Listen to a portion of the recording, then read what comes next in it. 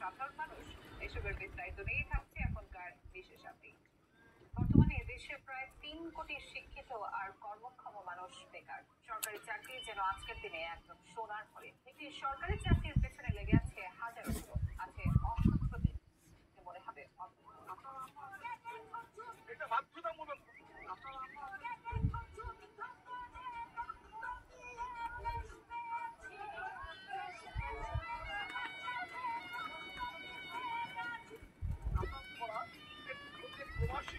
যারা বাংলাদেশ যেখানে মনেই করছে রাষ্ট্রীয়ভাবে চালাবেন, যেখান থেকে মিনিমাম প্রশ্নের সম্মুখীন হতে হয়। উনি কোনো প্রশ্নের সম্মুখীন হতে চান না।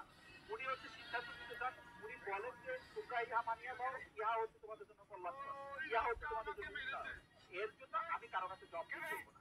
উনি যতটা ওনার যারা তারপরে আছেন, তার মন্ত্রীরা তারা তারা তারা আপনি দেখছেন তারা প্রশ্ন দিলে তারা তারা প্রশ্ন নিতে চান না। তারা মনে করেন যে তাদের জীবনে প্রশ্ন জব উঠছে, তারা জব নিয়ে করতে চান না। তাদের জব নেই নাই। এই যে আপনি প্রধানমন্ত্রীর কথা আমি তোমার সঙ্গে দেখা করতে আসছি। বরিশাল বিশ্ব ট্রেড তুমি যদি এটা আবারও পারো তাহলে আমি তোমার সারা আর যদি না পারো তাহলে আজকে মনে থাকে যেন।